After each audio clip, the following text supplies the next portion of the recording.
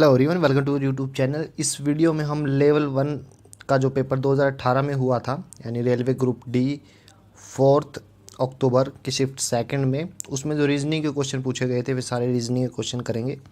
अगर आपको इस पेपर का पीडीएफ चाहिए तो डिस्क्रिप्शन में लिंक है, आप डाउनलोड कर सकते हो। अगर आप हमारे फेसबुक और टेलीग्राम ग्रुप से जुड़ना चाहते हो तो उनका लिंक भी डिस्क्रिप्शन में दिया हुआ है, आप चेक कर सकते हो। तो चलिए वीडियो को शुरू करते हैं। फर्स्ट क्वेश्चन है, निम्न आकृति के लिए दर्पण छवि चुने। ठीक है, हमें मिरर इमेज फाइंड आउट करनी है। अब मिरर इमेज में जो लेफ़्ट हिस्सा है वो राइट में दिखाई देगा और राइट हिस्सा लेफ़्ट में दिखाई देगा। अब ये जो वर्टिकल लाइन है ये राइट साइड दिखाई देगी, तो वर्टिकल राइट साइड किस में है? यहाँ पे नहीं है तो बी भी गलत, इस पे तो है ही नहीं तो ये भी गलत, यहाँ भी नहीं है तो ये भी गलत। ए ऑप्शन है जिसमें ये वर्टिकल लाइन राइट में है। ठीक है ना, तो हमारा जो ए ऑप्शन बचा हुआ है वही हमारा आंसर है। नेक्स्ट क्वेश्चन है, विषम की पहचान करें। जो इनमें से अलग है वो सबसे उनको छाटिए। आई क्या हमारा वावल होता है, ठीक है ना, स्वर। ए भी क्या है? हमारा वावल है। और यू भी क्या है? हमारा वावल है। डी क्या है? कॉन्सोनेंट। तो डी क्या है? ए बी और डी से अलग है। दी गई श्रृंखला में प्रश्न चिन्ह के स्थान पे कौन सा अक्षर आएगा? तो एक्स, एस, ओ और क्वेश्चन मार्क जे दिया गया है। ठीक है, अब आप देखिए, एस एक्स का क्या नंबर होता है? 24। एस कितना है? 19। ओ कितना है? 15। ठीक है, और जे कितना है? 10। अब डिक्रीज कितने का हुआ? -5। यहाँ डिक्रीज कितने का होगा? -4। यहाँ कितने का होगा? -3। तो 15 -3 कितना होता है? 12। ठीक है, और फिर आगे कितने का होगा? -2 यानी 10 आया। तो 12 पे कौन सा अल्फ़ाबेट होता है? एल। तो हमारा जो तीसरा ऑप्शन है वो सही आंसर है। नेक्स्ट क्वेश्चन है, शू की कोडिंग की गई है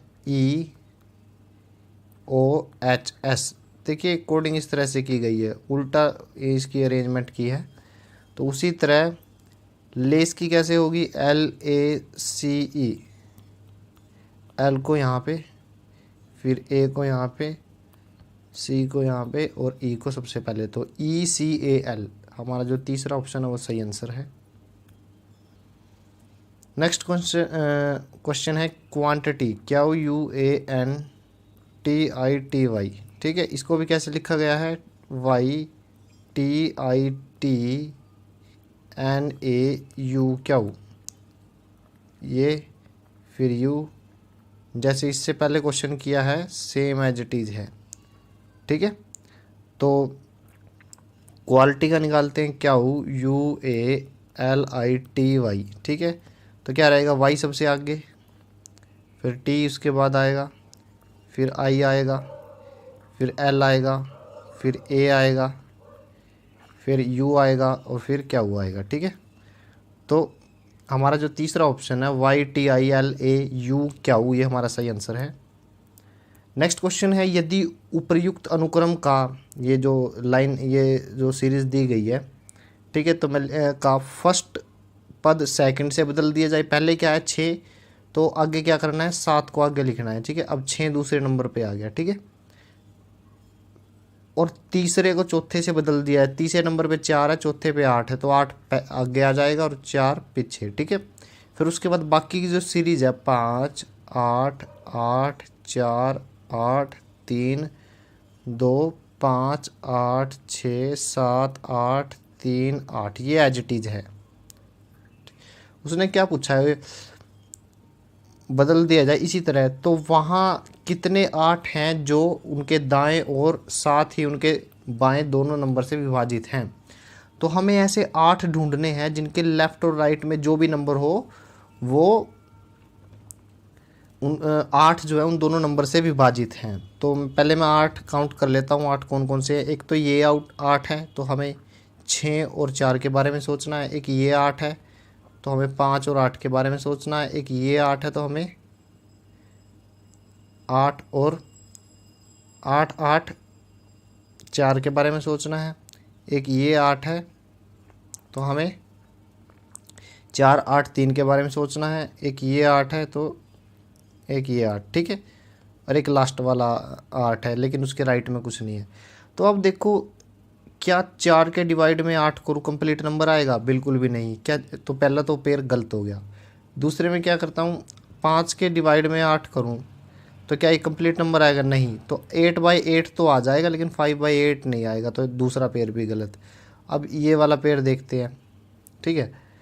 8 8 4 का ग्रुप है, जो 8/8 तो हम निकाल लेंगे, 4/8 नहीं निकलेगा, ठीक है, क्योंकि वो कंप्लीट नंबर नहीं आएगा, 0.5 आएगा। तो ये भी गलत है, लास्ट का भी गलत है और सबसे लास्ट का भी गलत है, ठीक है। तो हमारा आंसर रहेगा 0। ऑप्शन दूसरा जो है वो सही आंसर है। विषम की पहचान कीजिए। देखिए, इस सेकंड फिगर में हाफ पोर्शन पे क्या है, लाइनिंग की गई है। सी में भी ऐसा ही है और डी में भी ऐसा ही है, ठीक है। तो हमारा जो ए ऑप्शन है बी, सी और डी से अलग है। नेक्स्ट क्वेश्चन है, गर्दन के ऊपर क्या होता है? सिर। तो मैदान के ऊपर क्या होगा? समुद्री जहाज। ये तो गलत है, समुद्री जहाज समुद्र के ऊपर होता है, ना कि मैदान के ऊपर। विमान हवा में होता है। कागज़ जो है मैदान के ऊपर नहीं होता, ये कोई लॉजिक नहीं है। बचा हुआ पेड़ जमीन के ऊपर उगते हैं, मतलब मैदान में, तो ये हमारा सही आंसर है।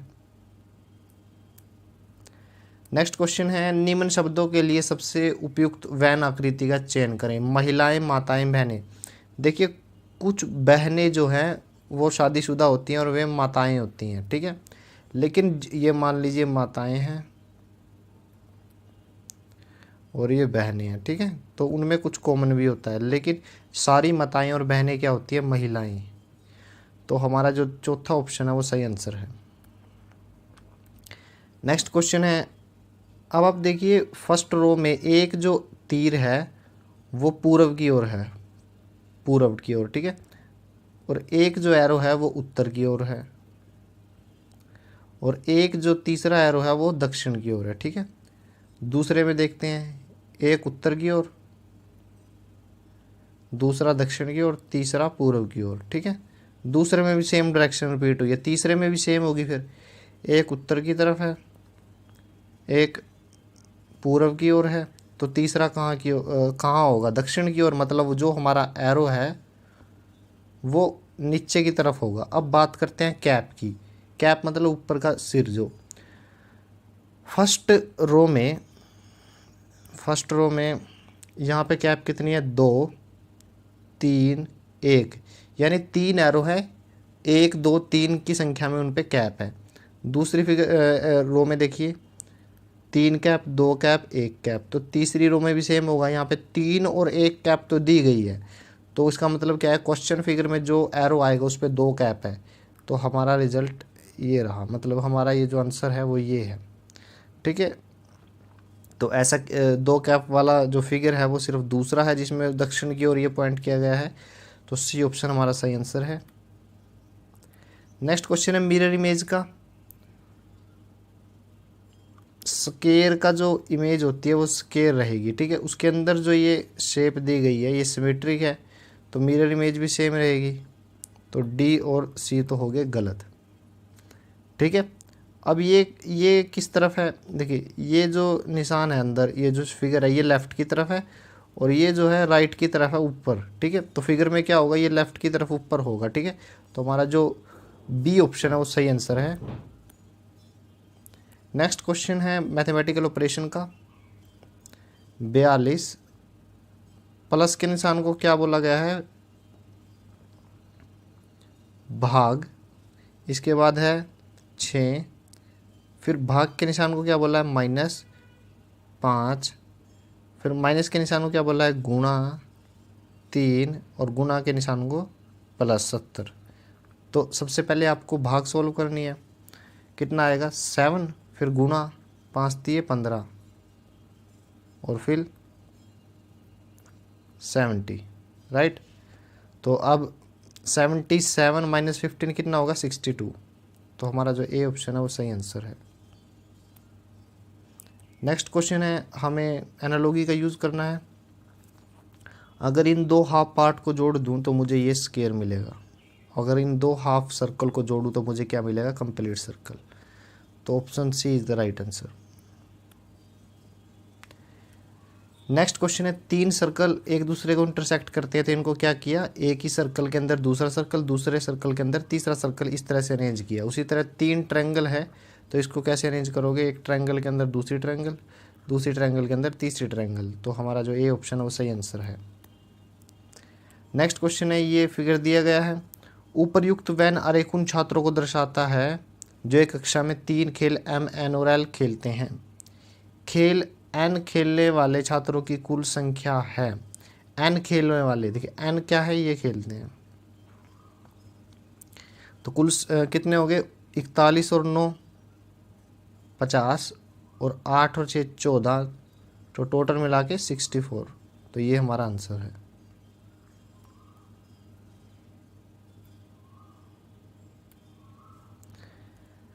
नेक्स्ट क्वेश्चन है ए बी सी और डी, ठीक है। तो हमें सीरीज़ को पूरा करना है। अब देखिए मैं ए और सी को सीरीज़ को लेता हूँ। अब ये जो निशान है ये वाला, ये इस तरह से है, ठीक है, फर्स्ट, तो इसका अपोजिट यहाँ पे उल्टा दिया गया है ऐसे। फिर ए में देखिए दूसरे नंबर पे ये वाला, दूसरे नंबर पे कैसे है, करछी ऐसे। तो सी में दूसरे नंबर पे क्या है, ऐसे। ए में तीसरे नंबर पे 2 निशान इकट्ठे दिए गए हैं ऐसे, आप देख सकते हो। तो सेम सी में क्या दिया गया है, इसके अपोजिट इस तरह से।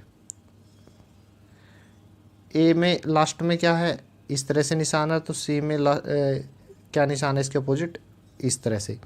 तो ये जो सिंबल ए में दिए गए हैं वो उनका अपोजिट सी में है। तो मतलब अब क्या है, जो बी में निशान दिए गए हैं साइन, वो डी में इसके उल्टे होंगे। अब बी में कैसे दिया गया है, ऐसे,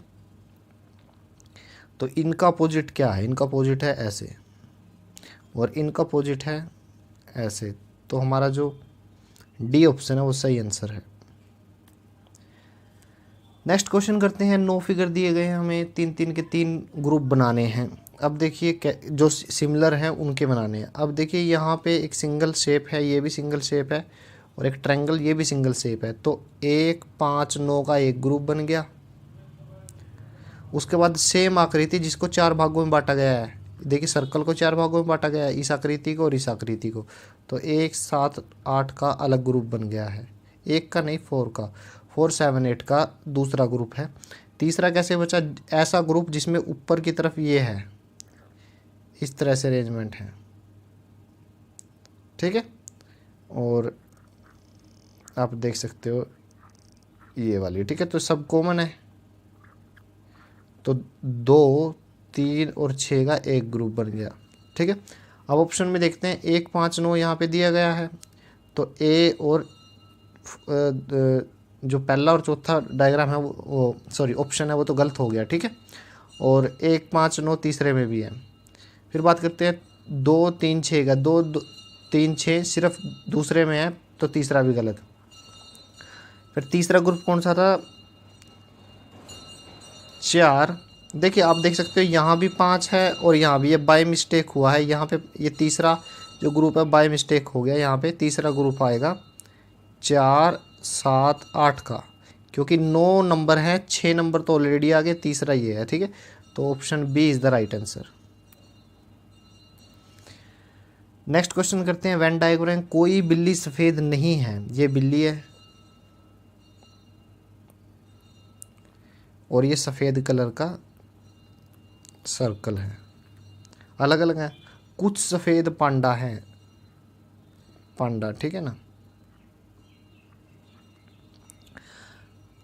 तो पहला ऑप्शन देखते हैं, सभी पांडा सफ़ेद है, गलत जवाब है ये, क्योंकि कथन में ही बोला गया है कि कुछ सफ़ेद पांडा हैं, तो सभी पांडा सफ़ेद कैसे हो गए।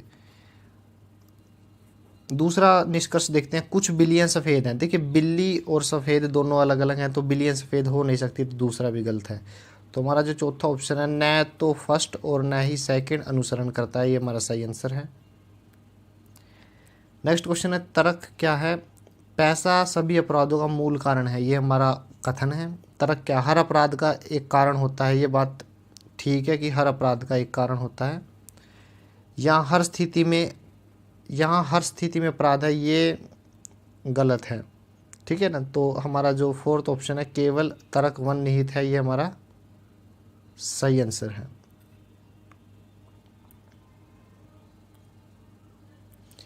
नेक्स्ट क्वेश्चन है मच्छरों के उत्पन्न होने से बचने का उपाय क्या है।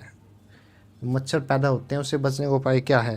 तर्क है हमें गंदे और रूखे पानी को हटा देना चाहिए, हमें मच्छर प्रतिरोधी या अन्य गैजेट का उपयोग करके मच्छर के काटने से बचना चाहिए।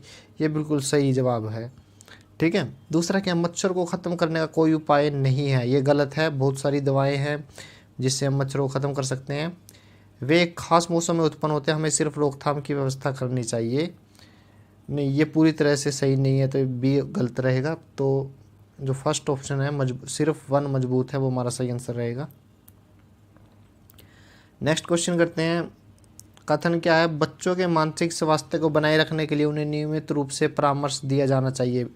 तो ये एक हमारा कथन है। तर्क क्या रहेगा, हाँ मानसिक स्वास्थ्य शारीरिक स्वास्थ्य की तरह ही महत्वपूर्ण है क्योंकि इससे बच्चों का समग्र विकास होता है। बिल्कुल सही बात है ये। दूसरा ऑप्शन नहीं, परामर्श एक समय साध्य कार्य है, इससे बच्चों के समय का अपव्यय होता है। ये बिल्कुल गलत है। तो पहला जो ऑप्शन है वो हमारा सही आंसर है। नेक्स्ट क्वेश्चन है, राम के चचेरे भाई श्याम ने चाय पीते हुए कहा नागपुर में अति विषम जलवायु है। ठीक है, राम के चचेरे भाई श्याम ने कहा कि नागपुर में अति विषम जलवायु है। इसका कारण निष्कर्ष क्या निकाला, नागपुर में सर्दियों में सर्दी और गर्मियों में गर्मी होती है। बिल्कुल सही जवाब है, तभी तो अति विषम बोला है उसने। दूसरा क्या है, राम और श्याम चचेरे में मेरे भाई बहन हैं। इसका कोई निष्कर्ष नहीं निकला क्योंकि बात जलवायु के बारे में हो रही है, ना कि रिश्तों के बारे में। तो हमारा जो चौथा ऑप्शन है वो सही आंसर है, केवल तर्क एक निहित है।